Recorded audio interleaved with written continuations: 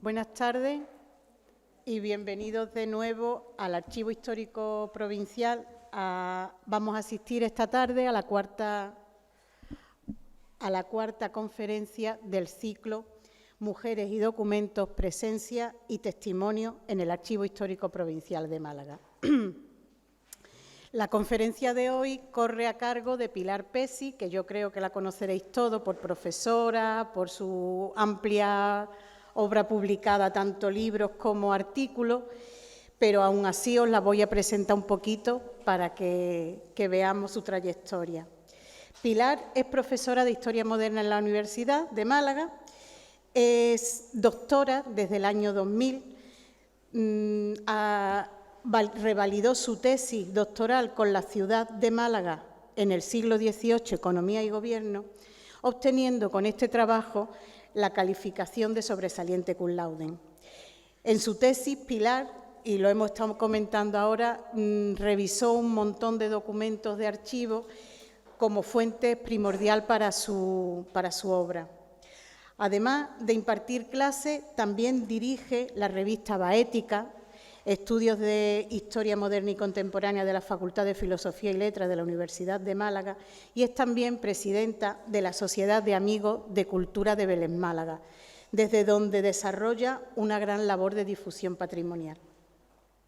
Autora de varios libros, artículos y colaboraciones en congresos sobre diferentes aspectos de la centuria ilustrada y también centrándose mucho en la zona de Belén Málaga, como por ejemplo la Guerra de Sucesión en Belén Málaga, Pasa y Limón para los países del norte, Economía y Fiscalidad en Belén Málaga en el siglo XVIII, el Gobierno Municipal de Belén Málaga en esa misma centuria, con lo que veis, trabaja mucho en el siglo XVIII y ella me estaba diciendo que era una parte de política y gestión económica la que estudió en ese periodo. Pero últimamente sus líneas de investigación se han ido un poquito más por la familia, por la mujer y también por las élites de poder, pero siempre en esa centuria, en la centuria del siglo XVIII. Así ha publicado artículos como la gestión patrimonial en el periodo de crisis familiar, el amparo de los menores también en Belén Málaga en el siglo XVIII, o las vinculaciones de los oficios de las familias de las oligarquías del Reino de Granada. Es miembro, además, de proyectos de investigación como de investigación histórica, pero yo quiero destacar aquí el proyecto Trama, del que forma parte prácticamente todos los ponentes de esta jornada. Trama, el objetivo del proyecto de investigación es el trabajo de la mujer en la Andalucía del periodo comprendido entre 1480 y 1808. Y resultados de este trabajo de investigación está, por ejemplo, el trabajo del catastro de Ensenada en la provincia de Málaga, Carencias y vías por explotar, con el que colabora con Francisco Hidalgo. El comienzo de esta jornada lo llevó él. Bueno, fue coordinadora también de un proyecto que, aunque dice ella que está un poco obsoleto, yo lo he querido volver a traer aquí para recordarlo y porque creo que es el comienzo de toda esta investigación de la mujer en la historia, ¿no? Fue coordinadora del proyecto de innovación educativa, universidad y feminismo, integración transversal de los estudios de género en las prácticas docentes de humanidades, desarrollado por la Universidad de Málaga en el bienio del 2010 al 2012. Y dentro de este proyecto se celebraron jornadas, congresos, cuyo tema principal no podía ser otro que el papel de la mujer en la historia. Con lo cual hubo bastante éxito de participación y nacieron de ahí bastantes líneas de investigación.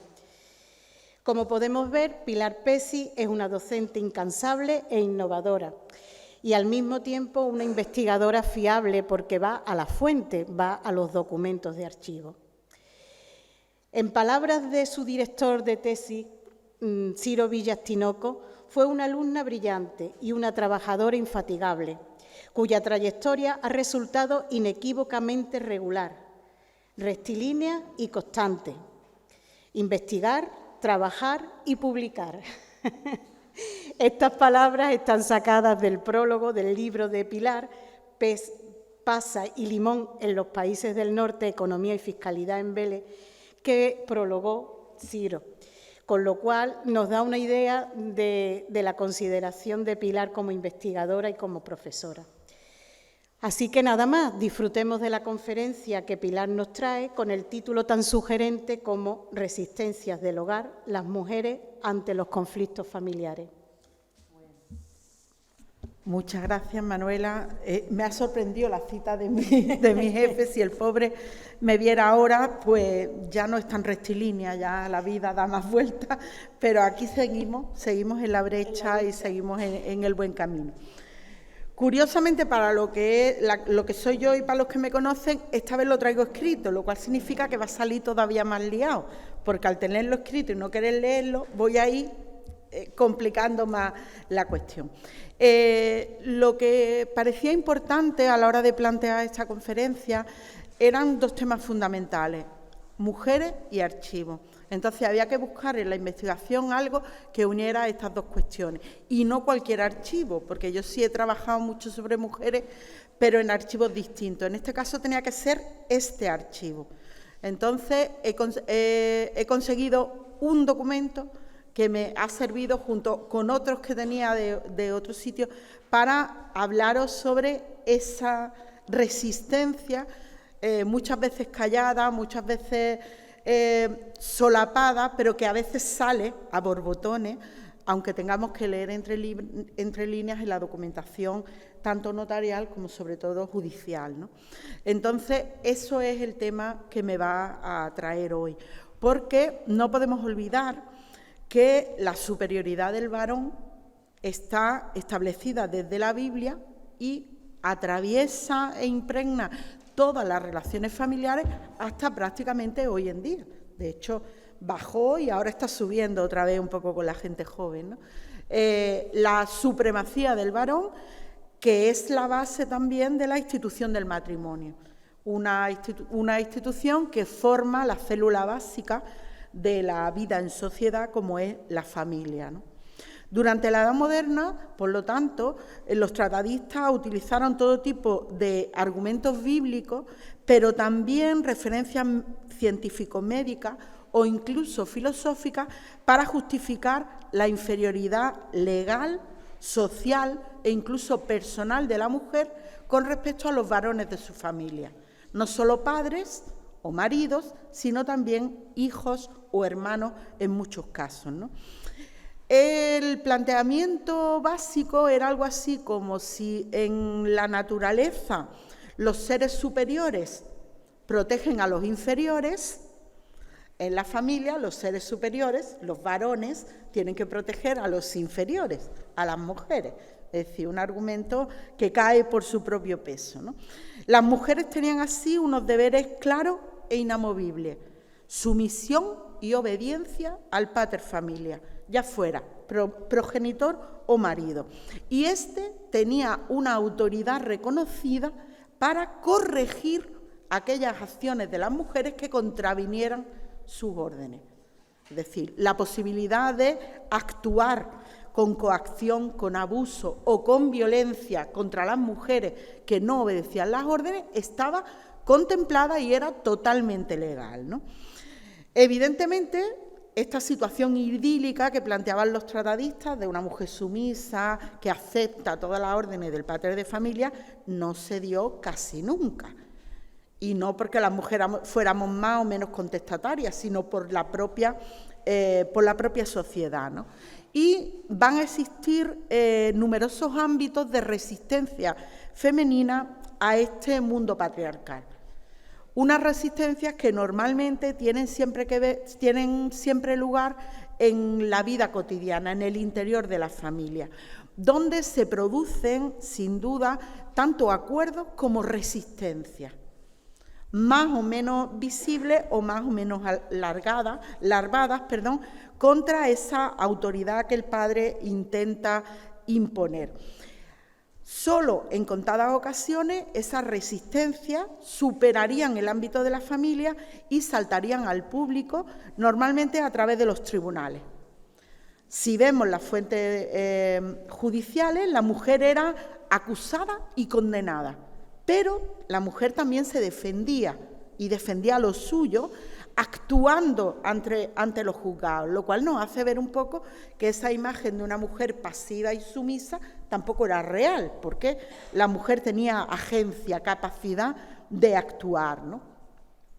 La mayor parte de las denuncias y de las cuestiones que tenían lugar en el ámbito del hogar y que atañían al matrimonio acabaron fundamentalmente en tribunales eclesiásticos.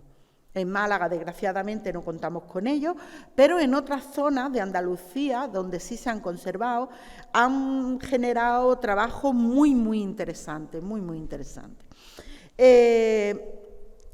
Cuando superaban ese primer ámbito, podían ir a la justicia secular en primero o en segundo grado, lo que era la justicia municipal, y en ocasiones se apelaba a las chancillerías. Subían a un grado superior, donde también podemos documentar muchos pleitos de mujeres en este sentido, aunque lo que llega a la chancillería suele ser más temas relacionados con el patrimonio y con la herencia, no tanto con las resistencias internas en el hogar, ¿no?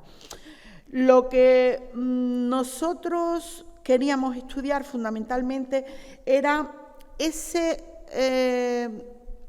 interior de los hogares, las tensiones y los conflictos que se provocaban dentro de los hogares, donde reinaba un orden y unas perspectivas futuras, unas estrategias que eran organizadas por el varón y que la mujer no tenía más que aceptar, aunque no las aceptara siempre de tan buen grado. Y entonces no podía oponerse, pero sí podía resistir. Y contra esa resistencia es contra las que normalmente el padre, pero también el marido, ejercía coerciones que podían ser en muchos casos violentas. Lo normal era que cuando a una chica su padre le ordenara casarse con alguien, aunque no le interesara, aunque ella no lo quisiera o no le resultara ni siquiera medianamente agradable a la vista, lo normal es que resistiera un poco, que luchara un poco dentro del hogar y que al final pues se resignara. Era lo normal que se resignara, ¿no?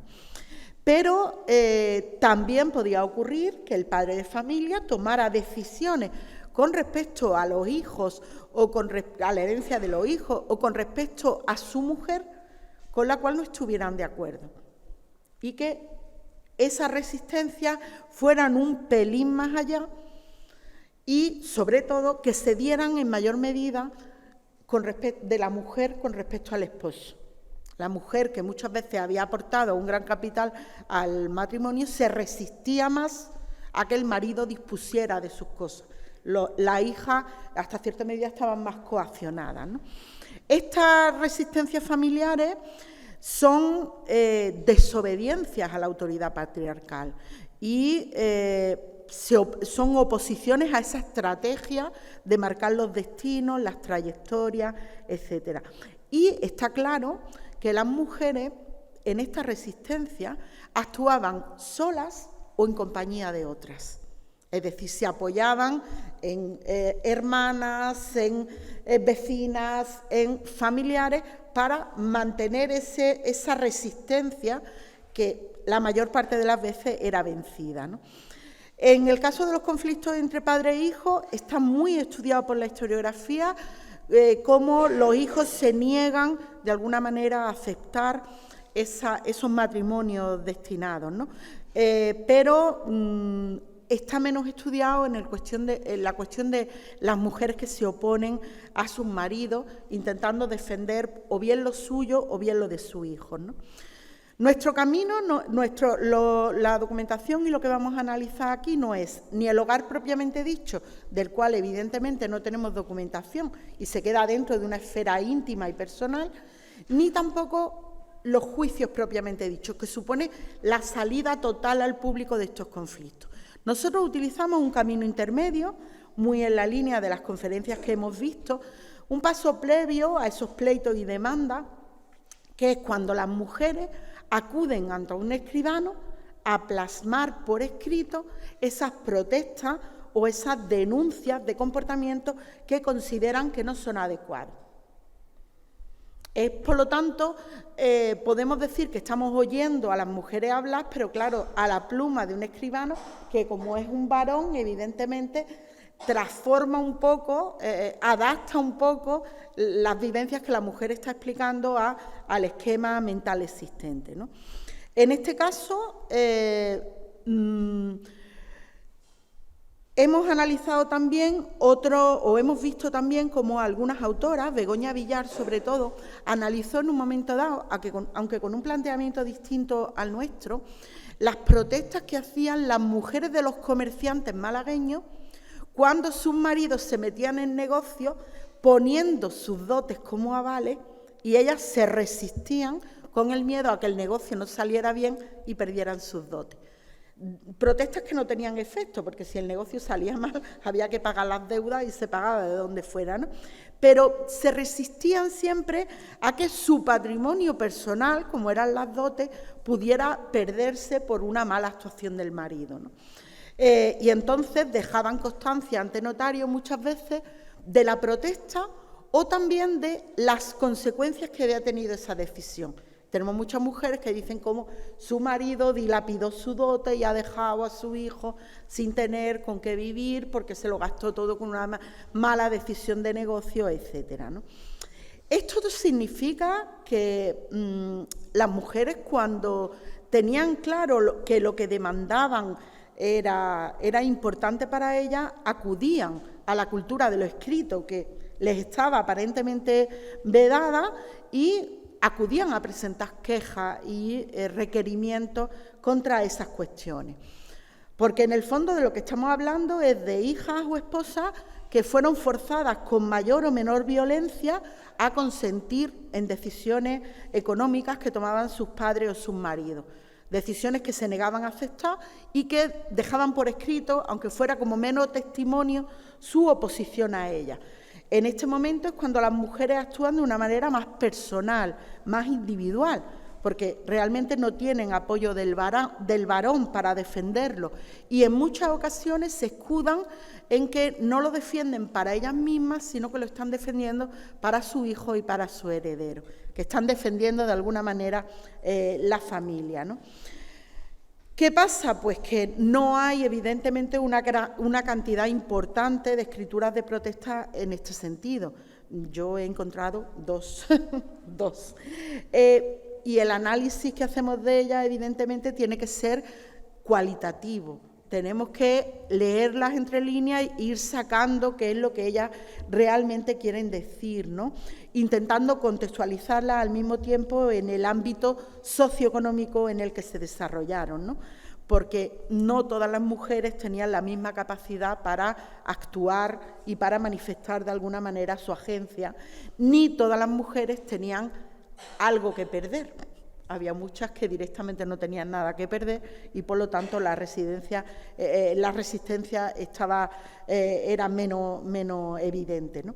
Los dos casos que presentamos son de dos mujeres beleñas del siglo XVIII, de un nivel socioeconómico medio alto, que tienen claros conocimientos de lectura y de escritura, aunque no hacen ellas en los textos, pero saben escribir bien. El primero, que se conserva aquí en el Archivo Histórico Provincial, es la carta de protesta de una monja profesa en el convento de las Claras de Belén, Málaga, que acude ante el escribano a plantear los temores que tiene, porque realmente ella lo que teme es lo que va a pasar, que todavía no ha pasado, y entonces, temiéndolo, protesta por anticipado para lo que pueda ocurrir, ¿no? El otro es una mujer casada, ya con descendencia, que declara ante un tribunal que había hecho dos cartas de protestas distintas que no hemos localizado probablemente porque el escribano se ha perdido, pero que ella especifica en el pleito que había hecho al menos dos cartas de protesta y las alega en el juicio y son tomadas en consideración en el juicio. Es decir, la voz y esa protesta de la mujer, de alguna manera, tiene reflejo en la justicia, ¿no? Las circunstancias de estas dos mujeres no las obligaron a salir de su casa. La monja ya estaba en el convento, no había problema con ella. La casada, lo que sí es cierto es que no convivía con el marido, o al menos el marido hacía los documentos en un sitio y la mujer los hacía en otro. El marido vivía con una hija y ella vivía con otra, lo cual es un claro indicio de que hay desavenencias matrimoniales fuertes, ¿no? Pero parece que las presiones fueron moderadas porque el tema no llegó a más, ¿no? Se parecen, por lo tanto, más a las quejas que otros autores han plasmado. Por ejemplo, la esposa del comerciante portuense, que Juan José Iglesias señala, quien, inmersa en unas disputas sobre sus bienes dotales, afirmaba que había firmado la cesión de su dote violentada y a instancias y persuasiones del enunciado marido, al que no se puede resistir por su genio violento y dominante. Son palabras muy escuetas, pero está claro que ahí hay una presión potente, ¿no?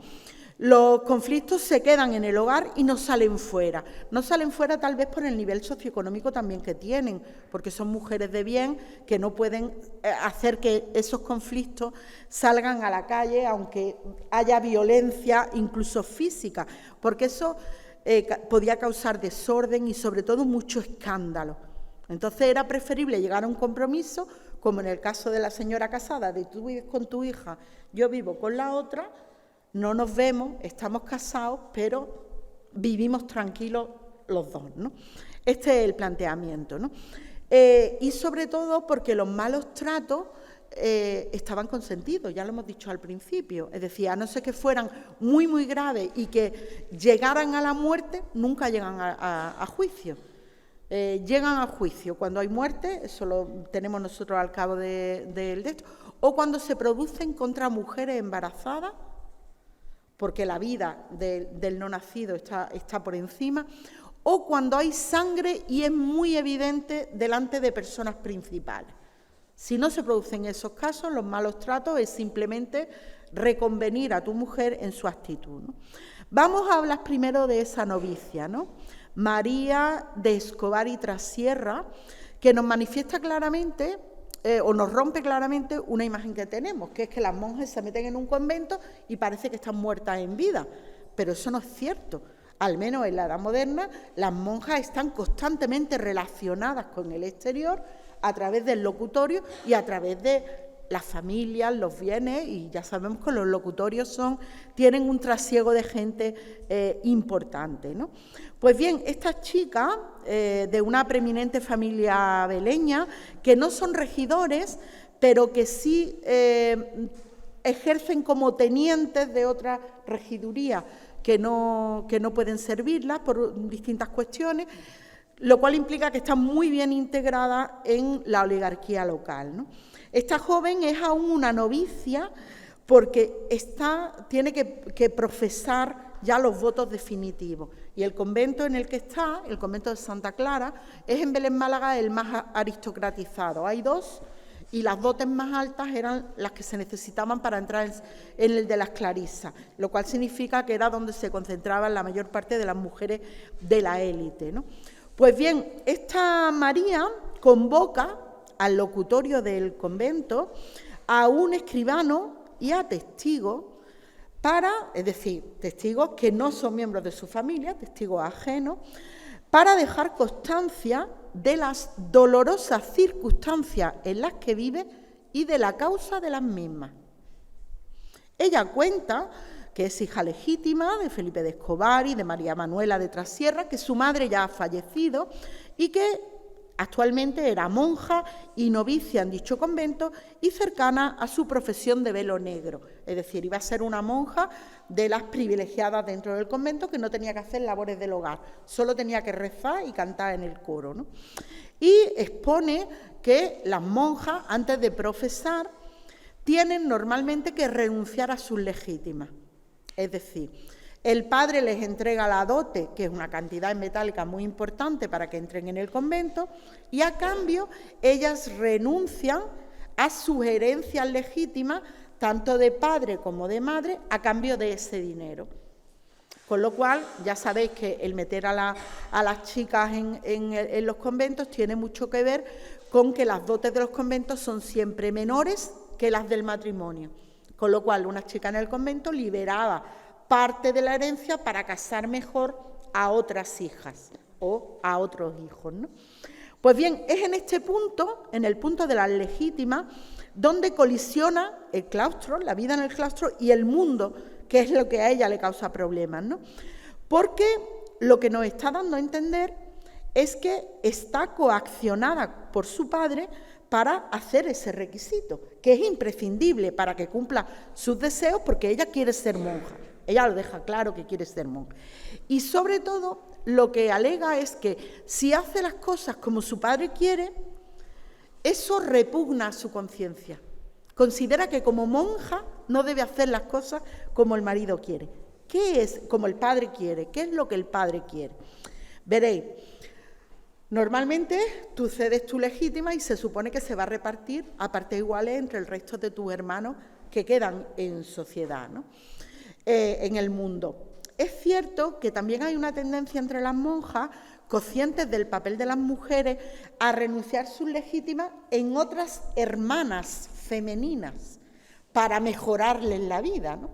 Pero en este caso no es ese el problema.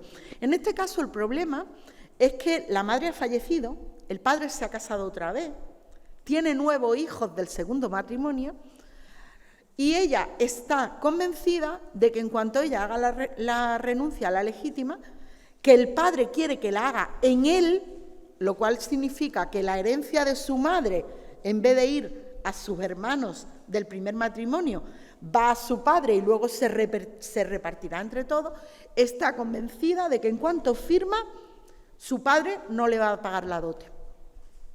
O sea, lo tiene claro, él lo tiene claro. Y ella dice: mi padre me hace las mayores instancias, amenazas y persuasiones. Es una monja que está diciendo que su padre la está amenazando. Dice, y yo sé que a mi padre le debo respeto reverencial, pero lo que me pide repugna a mi conciencia. Claro, está dividida entre los deseos de profesar y cerrar totalmente ese tema, que es lo que ella quiere, y por otra parte, en el daño que si hace lo que su padre pide, van a tener sus hermanos de sangre. Un hermano que tiene, un hermano mayor y una hermana, que ve que probablemente van a perder la parte de la herencia de su madre que les correspondería a ellos, ¿no? Entonces, al final dice que como no tiene claro a cuál de los dos, qué las dos cosas hacer, pues que ella cree que lo mejor que puede hacer es quedarse con sus legítimas por si las necesita ella a lo largo de su vida. Y entonces que como su padre lo presiona para un lado y su conciencia para otro, que entonces ella no va a ceder sus legítimas. Es un verdadero problema a la hora de entrar en el convento porque el padre se niega a entregar la dote, ¿no? Y entonces lo que dice es que ella se va a quedar con las legítimas durante su vida y que cuando ella fallezca se las va a dejar a su hermana, a Nicolasa de Trasierra, de Escobar y Trasierra, y a su heredero si hay.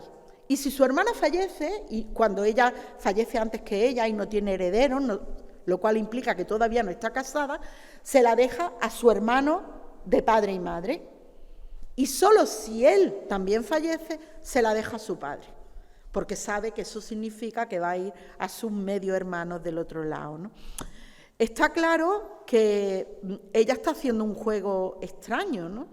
Y en la carta lo que hace, y el núcleo central de la carta, es la protesta, leo textualmente, protesta 1, 2 y 3 veces y las demás en derecho necesarias que la dicha renuncia que de sus legítimas tiene que hacer y otorgar en favor de su padre, o sea, está dejando claro que la va a hacer, porque su padre la va a obligar a hacerla, lo sea en sí de ninguna y de ningún valor ni efecto, y que por lo mismo no tenga validación en juicio ni fuera de él.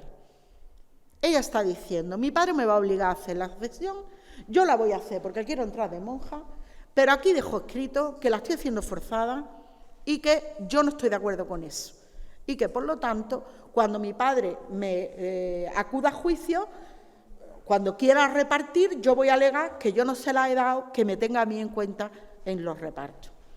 Pero no solo eso, si es que también puntualiza, es muy curioso, ¿no?, porque especifica una contraseña para que se sepa si esa donación, esa renuncia de la legítima, la hace libre o coaccionadamente. Y entonces introduce una frase en latín en esta escritura de protesta y dice, si en la escritura que yo haga con mi padre no dice estas palabras textuales, estoy obligada. Si las dice, entonces que lo he hecho bien y no pasa nada. O sea, fijaros de qué manera se traduce esa resistencia, ¿no?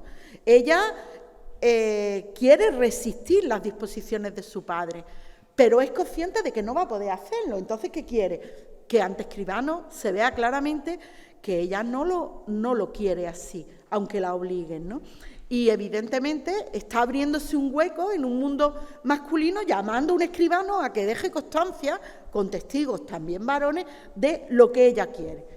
Desgraciadamente no sabemos si consiguió su objetivo, porque la documentación, no localizamos más documentación de ella, pero la verdad es que su voz a lo largo de los siglos está ahí, ¿no? Y su protesta está ahí, y ella diciendo claramente qué es lo que querían hacer con ella y que ella no estaba dispuesta. Y lo que nos suscita siempre es cuántas mujeres más estarían en esa situación y a lo mejor no tenían la libertad de llamar a un escribano o de acudir a dejar constancia escrita de su protesta, ¿no? Esta carta de profesión está aquí en el Archivo Histórico Provincial, está fechada el 7 de abril de 1755 y está registrada ante el escribano don Juan José García del Castillo y está formalizada como monja María Escobar de Trasierra, monja novicia en el convento de Santa Clara, escritura de protesta. La lees así y piensas en un protesto de una letra, en algo fiscal, en algo, pero te encuentras con esta mujer diciendo, ojo, que esto no me conviene. Nuestra segunda protagonista es Andrea del Castillo, esposa de Juan de Torrente, que es la que digo que ella dice que había hecho 2 escrituras de protesta que no hemos localizado en este archivo, pero de las que tenemos constancia a través de un pleito que entabló, un pleito familiar que se entabló entre miembros de la propia familia, ¿no? También es una familia bien enlazada con la oligarquía local, que tiene una posesión muy relevante, una propiedad muy relevante, aunque a nosotros ahora esto nos descoloque, que es la mitad del oficio de barcazas del puerto de Belén Málaga. ¿Qué significa esto? Significa, Belén Málaga no tiene puerto, decir puerto de Belén Málaga está claro que no estamos hablando de un puerto, ¿no? Pues bien, eso significa que cuando los barcos vienen a cargar mercancías al puerto de Torre del Mar, no pueden llegar hasta la playa porque no hay calado, con lo cual quedan fondeados, alejados de la costa, y las mercancías tienen que llevarse con unas barcas pequeñas, con unas barcazas, desde la costa hasta los barcos. Pues bien, en Belén Málaga hay un privilegio real mediante el cual solo se pueden llevar las mercancías a los barcos en 3 barcas distintas, 3 barcas que pertenecían a una misma familia y que cobraba intereses por cada viaje que daba. Es decir, eso es mucho, mucho dinero. En Málaga hay un privilegio similar, de hecho, Paco Hidalgo y yo hemos hecho un artículo comparando los dos, que es el privilegio de la palanca en el puerto de Málaga, que eran los que transportaban, en este caso eran los transportistas que movían los bultos para cargar los barcos, ¿no?, que también estaba en manos de una familia. Pues bien, aparte de la mitad de ese oficio, y se pelean por la mitad, os podéis imaginar, También ejercían cargos militares o incluso cargos de síndico personero, siendo nobles reconocidos, ¿eh? Era una familia de prestigio, ¿no? Pero, sin embargo, esta familia de prestigio de repente se ve envuelta en un juicio muy turbulento en la Chancillería de Granada. Es decir, hemos subido ya el escalón de la primera instancia. Ahora veremos por qué, porque evidentemente el tema tiene miga, ¿no? El juicio en la Chancillería enfrentaba a Andrea del Castillo, que era ya viuda, y 2 de sus hijos con otra hija. Es decir, era la madre y 2 contra 1. Y lo que denunciaban es que el padre y esposo de ella, don Juan José Torrente, había hecho en su vida 2 mayorazgos distintos. Los mayorazgos son bienes que se vinculan en propiedad y que se heredan solo en los primogénitos. El primer mayorazgo, con los bienes de ambos, fue destinado a su hijo mayor. No hay problema, era lo normal y lo habitual. Pero después el padre había dispuesto establecer un segundo vínculo por vía de donación para una de sus hijas, la mayor, María Angustia, curiosamente, cuando residía con ellos en su casa. Es decir, en ese periodo en el que ya no estaba en el hogar familiar, sino que residía con ellos. Lo importante es quién era la esposa de esa hija, el esposo de esa hija. El esposo de esa hija era un ilustre beleño, don Antonio de Carrión y Moya, que era el hijo del regidor decano, del juez en primera instancia de Belén Málaga. ¿Qué significa? Que la familia había intentado recurrir en primera instancia de todas las maneras posibles y era el suegro, el padre del implicado, el que tenía que juzgar. Evidentemente nunca le daba la razón a los contrarios. Y si no era él, delegaba en compañeros del cabildo que tampoco le daban la razón. Y eso obliga a subir a la instancia, a la segunda instancia. En la Chancillería, Andrea dice que en este segundo mayorazgo se incluye la mitad del oficio de Barcazas, que es suyo personal y que procede de su dote, y que su marido no tiene derecho a enajenarlo. Lo primero que dicen los otros es, pero si tú firmaste, si la escritura está firmada, y ahora ella tiene que explicar y defenderse por qué firmó la escritura, ¿no? Entonces, ella indicó en el juicio, lo indica, escribe, bueno, cuenta una historia larguísima, pero sucintamente, ella escribe que su esposo intentó engañarla. Lo primero es que su esposo intentó engañarla, diciéndole que no se preocupara, que esa segunda vinculación no iba a ser de los bienes de su dote, sino que iba a ser de unos bienes que había heredado él de unos tíos, que no tenía que preocuparse, que eso no tenía que ver con ella, ¿no? Y ella decía que no, sabedora de que el dicho su marido posee un genio absolutamente dominante y voluntario, por evitar las funestas consecuencias que se temía si lo contradecía. Está diciendo claramente, o yo soy muy mal pensada, que temía que el marido le iba a cruzar la cara como mínimo. Si encima sabemos que vive con la otra hija, está claro que ahí la tensión está, ¿no?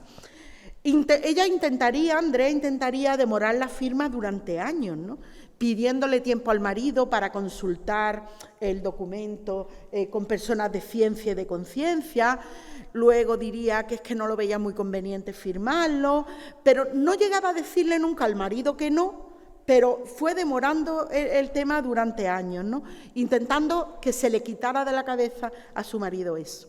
Pero temiéndose lo peor, además que ella lo dice, temiéndome lo peor, en 1781 otorga ante escribano, el 19 de febrero y el 18 de marzo, 2 escrituras solemnes de protesta, donde dice que no quiere hacer esa vinculación, porque entiende que perjudica a su otra hija, a su hija menor, y que si la firmaba era forzada y sin gusto, y por violencia de dicho su marido, por evitar las desazones, disgustos y quebrantos que se dejan considerar. Es decir, esto es violencia pura y dura y una mujer que se está resistiendo con uñas y dientes a hacer lo que su marido quería. Evidentemente, estos repartos de la herencia tan irregulares, el hermano mayor ya tiene la parte del león y de lo poco que queda, la hermana mayor se lleva lo más importante, a la chica le dejan nada y menos, evidentemente, ¿no? Provocaría sin duda tensiones entre unos hijos que ya estaban todos casados y que de hecho ya hemos visto que el padre vive con unos y la madre con otros, ¿no? Pero también podemos ver cómo el caso de la situación de las mujeres varía mucho en función de los maridos que tengan. La hija mayor tiene un marido que forma parte de la élite, que va a defender sus derechos, que probablemente pinchó al suegro para conseguir esa buena herencia, mientras que el marido de la menor era un simple soldado que estaría un poco más al margen de todos esos tejemanejes y por lo tanto su mujer se iba a ver menos beneficiada, ¿no? Andrea firmó al final la creación del vínculo creyendo que su consentimiento no tendría validez, porque como ya ella había protestado, estaba segura. Pero cuando acudió a la primera instancia indicando que había hecho estas protestas, los jueces las desestimaron. De hecho, no me extrañaría, fijaros lo que os digo, que no aparezca en la documentación de ella porque la hicieran desaparecer, cosa tampoco muy extraña, dadas las connivencias entre los escribanos y los miembros de la élite, ¿no? Por lo tanto, la mujer se veía completamente desamparada ante la justicia, ¿no? Y acude a los tribunales, pero fijaros, acude cuando el marido muere. Porque antes, mientras que el marido está vivo, para ella poder hablar necesita el permiso del marido para acudir a la justicia. Entonces, espera que el marido muera y es entonces cuando acuden a los tribunales superiores para eliminar dicha vinculación, señalando que se había emanado, que esa vinculación procedía del genio dominante de su marido, que había sido un capricho propio, ¿no? Y, sobre todo, porque se trataba de recuperar parte de su dote que se le había dado indebidamente a su hija, ¿no? Ella dice, cuando plantean el pleito en la Chancillería, ella especifica que prefiere, que luego al final prefiere que se haga en Granada para evitar los escándalos que se originan de semejantes procedimientos entre padres y hermanos. O sea, viene a decir, mejor que esto se trate fuera del pueblo y que en el pueblo no estemos en boca de todo el mundo diciendo que si la madre y los hermanos se están peleando, ¿no? Indicando además que esto iba a provocar mayor encono y mayor desazón entre los hermanos, lo cual significa que es que los hermanos ya no se hablaban, está más o menos claro a estas alturas, ¿no? El caso es que la sentencia le da la razón a ella, pero no por las causas que ella quería. Le da la razón a ella porque efectivamente verifican que parte de ese oficio de barcazas pertenece a su dote y las dotes son bienes inalienables y se le tienen que devolver. Pero no porque ella haya protestado, porque el documento es válido y se considera válido. Y todo lo demás, que no es eso que ella puede verificar que estaba incluido en su dote, sí se le concede a su otra hija, ¿no? Por lo tanto, ha conseguido recuperar lo suyo, pleiteando, pero no ha conseguido evitar el perjuicio que las decisiones de su marido han provocado a sus hijos, ¿no? Es curioso cómo en este caso, que sí podemos seguir bastante más, ¿no? Tenemos el testamento de la mujer que muere años después, ¿no? Y en el testamento, que me parece que está aquí también, el testamento forma parte de esos protocolos beleños que están en el archivo de Melilla. Pues bien, para que veamos cómo los protocolos han ido por todo el mundo, pues bien, en su testamento, dictado en 1790, 10 años después del pleito, ella en primer lugar lo que hace en un documento que simplemente es para dejar en paz tu alma, tu testamento y tu sepultura y tus pocos bienes, ella hace un alegato contra el sistema de herencia que había en la monarquía. Es alucinante, o sea, ella se pone y dice que esta manera de repartir las herencias que hay en Castilla perjudica a unos hijos frente a otros y que todos los hijos deben ser iguales y que eso de que el primogénito o los mayores se lleven más parte no debe de ser justo. E insiste en que con ese planteamiento, con ese pensamiento que tiene ella a estas alturas, no consiente ni con la segunda vinculación que se hizo a la hija, pero ni siquiera con la primera. Y dices tú, bueno, ahora, ¿qué pasa con el hijo? Y después te lo dice. Claro, ella te lo cuenta y te cuenta.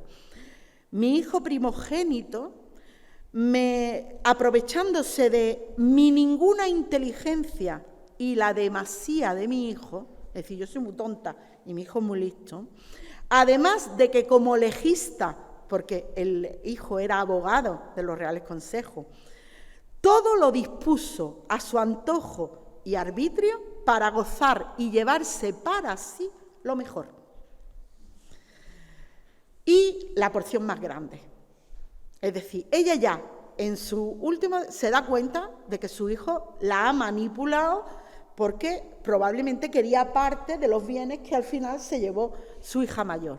Y acaba diciendo, porque este hijo mío me ha obligado a salir de mi casa y estoy viviendo con mi hija porque ni me alimentaba ni me daba lo que necesitaba.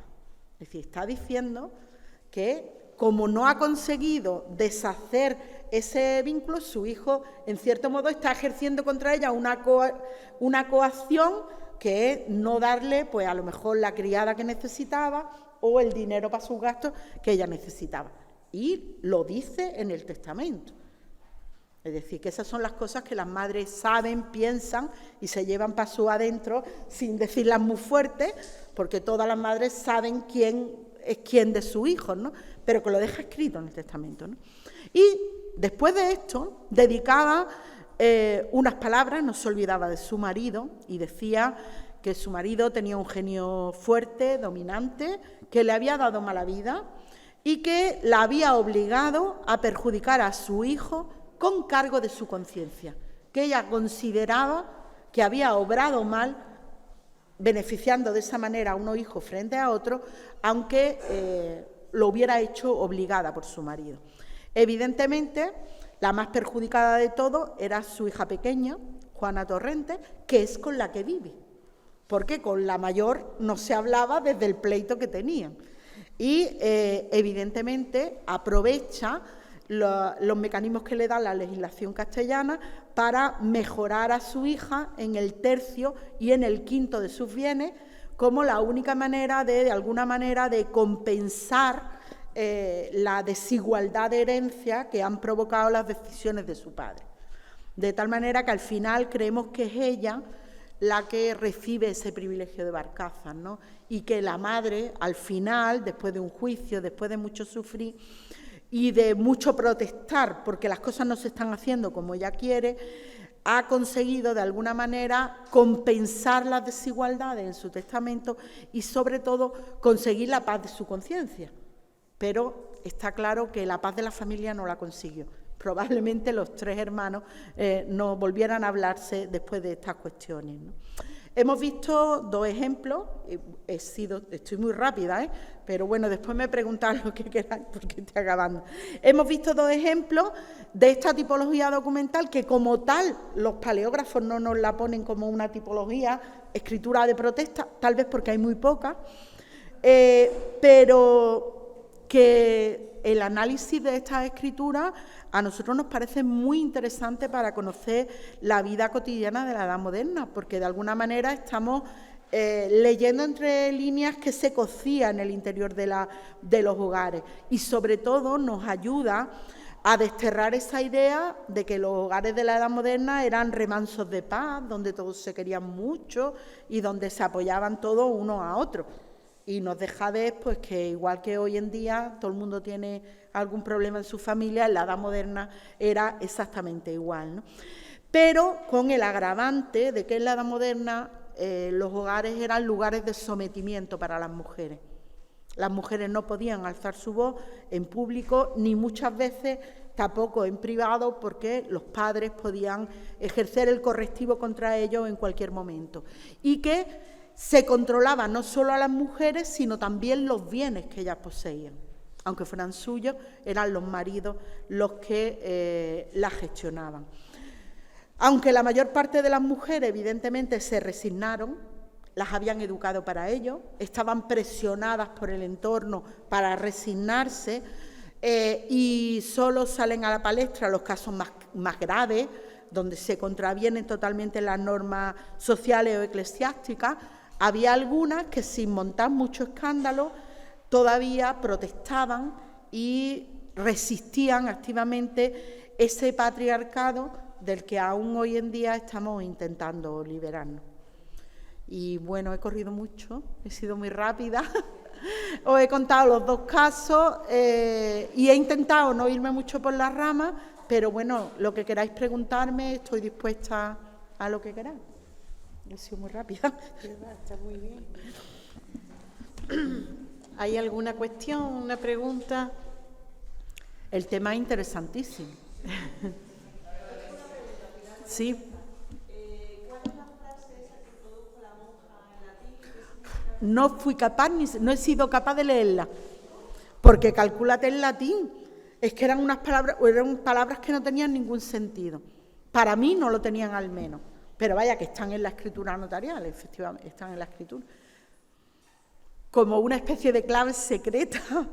Es curioso porque introduce posiblemente esa sororidad femenina que habría en el claustro y que sin duda a otras monjas les dirían: pues mira, utiliza este recurso, estas palabras en latín que tu padre no va a saber qué significan, tú les dices que es algo de la religión y así si quieres las metes y si no, no las metes, ¿no? Porque evidentemente no parecen proceder de esa propia niña que estaba, porque era una chica muy joven, era una chica de 16 años. Es decir, que posiblemente estaba asesorada por las monjas con las que convivía, ¿no? Que habrían tenido esos y muchos más casos complicados, ¿no?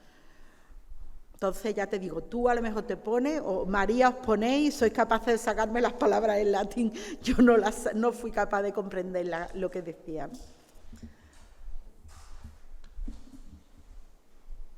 Dime.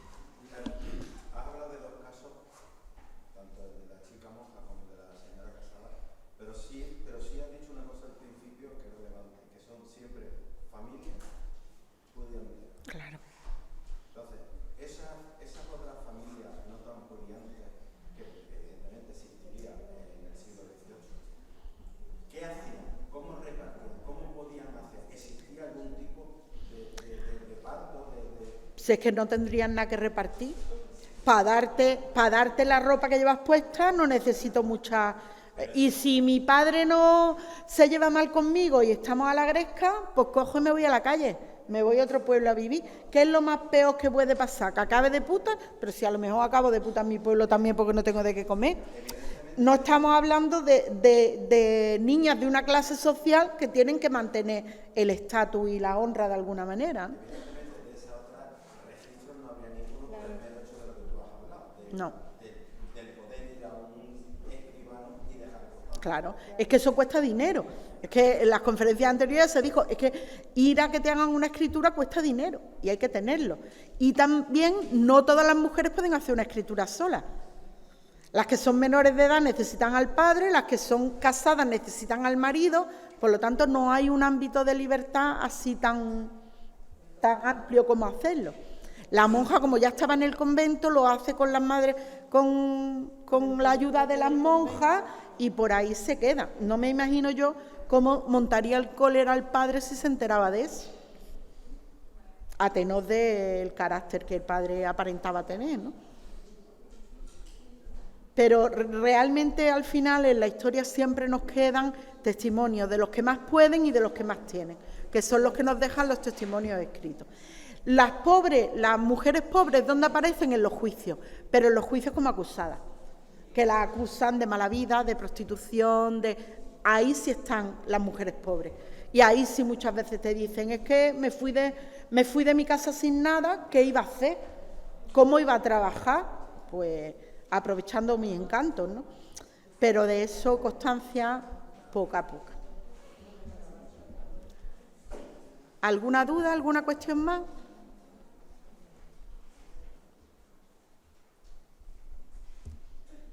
Nada, a mí el tema me apasiona, pero he querido ser, precisamente para no alargarme,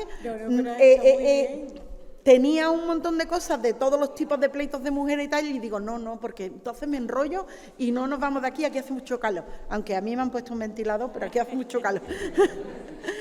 Pero claro... Porque en la Chancillería sí has encontrado pleitos de mujeres, pero basados en protestas también, en cartas de protesta. De cartas de protesta estas. Vemos a mujeres actuando, pero claro, son viudas o estarán acudiendo en defensa de los bienes de su hijo sin que esté el marido. Pero no nos hablan de los conflictos en el hogar, que era lo que a mí me interesaba en este caso. Porque está claro que si una persona te está diciendo, tú cuando hablas con alguien y le dices que tu padre, es que mi padre no me ve el carácter que tiene, ¿qué estás diciendo? Que no puedes hacer cosas porque tu padre te... Y eso no es tan fácil que quede registrado. Entonces, en estos dos casos a mí me han parecido súper interesantes porque abren también una puerta a mirar con más detalle los protocolos para ver si encontramos más, porque probablemente haya más. Claro. Haya más, que se nos han pasado desapercibidas porque como el titulito, en el recuadro que ponen en los protocolos, pone perenganita, monja, escritura de protesta. No es dote, que es lo que vamos buscando normalmente, no es testamento, pues escritura de protesta, pasa. Pero claro, si te lo lees, dices tú, uy, ¿esto qué es?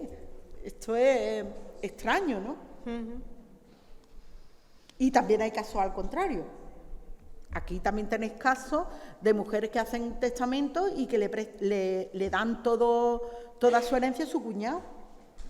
Y dicen, porque he vivido con él cuando ya mi marido falleció y me ha tratado siempre muy bien y me ha demostrado que es como un hermano para mí y por lo tanto yo, en vez de darlo a caridad, porque no tengo heredero, en vez de darlo a unos sobrinos que no han vivido conmigo, se lo doy a mi cuñado y a su hijo para que esa familia y ese nombre del que yo formé parte, pero que no he sido capaz de dar hijos a esta familia, disfruten mis caudales ellos. Y dices tú, eso ella está diciendo claramente por qué. Pero cuando es que no se dice tan claramente, tendemos todos a omitir lo malo, pasar un tupido velo, y en estos casos, pues, está ahí. Claro. Bueno. Pues nada, muchas gracias a todos por haber venido. Sí.